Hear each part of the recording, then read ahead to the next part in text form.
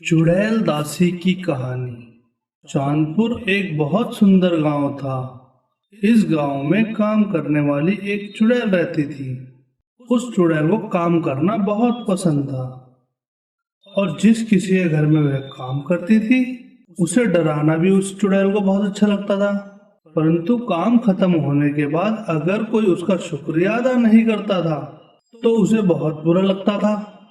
उस चुड़ैल को लोग सुन तो सकते थे लेकिन देख नहीं सकते थे।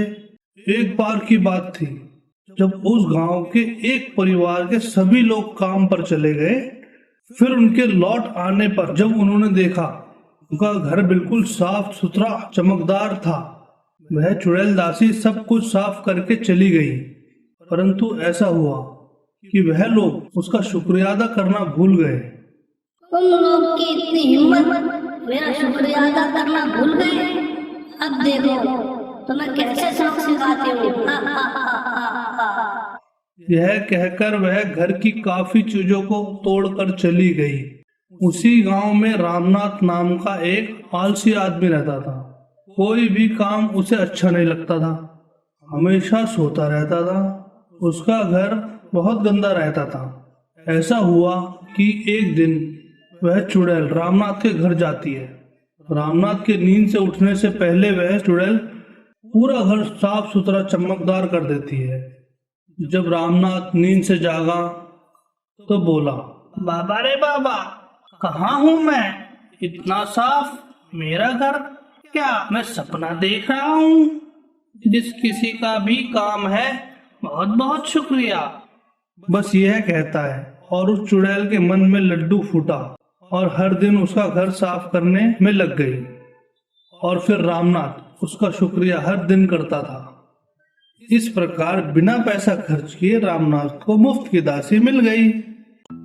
चांदपुर गांव का निवासी रामलाल के काम से आने के बाद हर रात चुड़ैल उसके पैर दबाकर उसकी थकान दूर करती थी और अब हर दिन रामलाल के लिए सुबह शाम और रात का भोजन बनाया करती थी। इस प्रकार कुछ दिन बीत गए। फिर एक दिन रामलाल सोचता है, क्यों ना मैं खेती शुरू करूं और अपने खेत में बैंगन उगाऊं।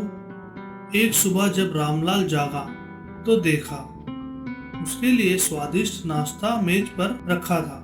यह देखकर रामलाल बहुत खुश हुआ। अरे वाह, क्या बात है। आजकल बिना मेहनत करे मेरे सारे काम हो जाते हैं। जो कोई भी मेरी मदद करता है उसका बहुत बहुत शुक्रिया। यह सुनकर चुड़ैल बहुत खुश होती है। यह सोचकर रामलाल बाजार जाकर बैंगन के कुछ बीज लाता है और घर लौटने के बाद वह उस बीज को एक जगह रखकर सोने चला जाता है। चुड़ैल यह देखकर कहती है, जब तक मेरे मालिक सो रहे हैं क्यों ना खेत में बीज बोकर उन्हें अच्छे से पानी दे देती हूँ।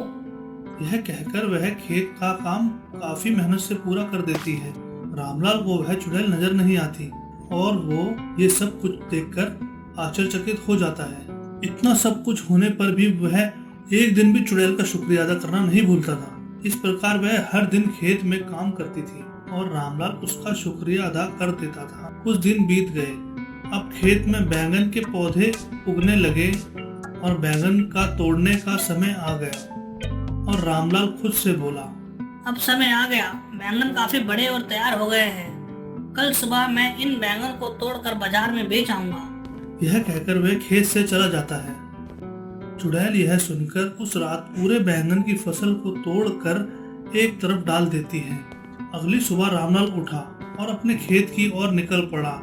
जैसे ही वह खेत पर पहुंचा वह खेत देखकर चौंक गया और उसने चुड़ैल का धन्यवाद किया और बैंगन अच्छे दाम पर बिक गए। और इस प्रकार आए हुए पैसों से रामलाल ने फिर से फसल उगाई और चुड़ैल ने फिर से उसकी मदद की और रामलाल ने उसका शुक्रिया अदा किया। इस प्रकार उसके ऐसे ही दिन कटते गए। देखते देखते रामलाल काफी अमीर हो गया। अब रामलाल ने शादी कर ली और रामलाल अपनी बीवी रजनी से बहुत प्यार करता था। उससे एक छोटा सा भी काम नहीं करवाता था। उसे वह रानी के जैसे रखता था। दोनों काफी खुश थे एक दूसरे से। रामलाल के अमीर होने के कारण उसने अपने गांव के लोगों को अपने काम के लिए रख लिया, खाना पकाने से लेकर खेती के काम तक। यह सब देख चुड़ैल काफी गुस्सा हो जाती है मैंने इतने दिन तक तुम्हारे घर का सारा काम किया और आखिर तुम मुझे भूल गए। अब मैं तुम्हें सबक सिखाकर ही रहूंगी। और उस रात रामलाल और उसकी बीवी सो रहे होते हैं तो चुड़ैल उसके घर में घुस जाती है। मैं तुम्हारे घर सब काम करती थी, आखिरकार तुम मुझे भूल ही गए। मैं तुम्हें सबक सिखा कर रहूंगी। और उस रात रामलाल और उसकी बीवी सो रहे थे और चुड़ैल उसके घर में घुसकर रजनी के शरीर में घुस जाती है। अगली सुबह रजनी रामलाल के लिए भोजन बना ही रही थी तो अचानक रजनी के शरीर में चुड़ैल घुस जाती है और पूरे भोजन में बहुत सारा नमक डालकर भोजन खराब कर देती है। और यह सब करने के बाद रजनी के शरीर से चुड़ैल निकलकर चली जाती है और रजनी इन सब से बिल्कुल अनजान थी। और जैसे ही रामलाल ने पहला निवाला मुंह में डाला, भाई ये क्या? जी जी, किसने बनाया ये भोजन? कितना खराब बनाया है। क्या हुआ जी? अच्छा नहीं बनाया है क्या? मैंने ही बनाया है। रजनी, खाने में इतना नमक, क्या हो गया है तुम्हें? ये सब देखकर चुड़ैल जोर जोर से हंसने लगी और मजे कर रही थी। कुछ समय के बाद चुड़ैल की नजर रामलाल के कुर्ते पर पड़ी जो कि उसकी नौकरानी धो रही थी। कपड़े धोते देखकर चुड़ैल उसमें घुस जाती है। इस बार अगली सुबह खेत में काम कर रहे नौकर के शरीर में चुड़ैल घुस जाती है और पूरा खेत खराब करने लगती है। रामलाल को आते देख वह उसके शरीर से निकल जाती है और नौकर को कुछ समझ नहीं आता कि उसके साथ क्या हुआ था। इतने में रामलाल वहां आकर नौकर को खूब डांटता है। यह सब देखकर चुड़ैल खुशी से फूल जाती है। इस प्रकार चुड़ैल हर दिन सब कुछ खराब कर देती है और खूब मजा लेती है। रजनी, ओ रजनी। यह कहकर अपनी बीवी को आवाज देता है। क्या हो जी, इतने गुस्से में क्यों हो? क्या हुआ है? हमारा घर है या कबाड़ खाना? सारे घर की हालत कितनी खराब है। घर की सफाई क्यों नहीं हुई?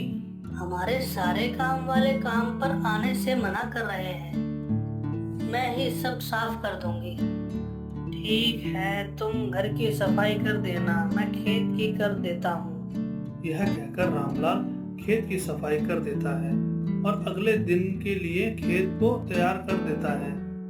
ओह, एक काम तो हो गया, बाकी काम कल कर दूंगा। रात हो गई और दोनों पति पत्नी सो गए और अगली सुबह जैसे ही दोनों नींद से उठे तो देखा पूरा घर वैसे ही खराब और गंदा था।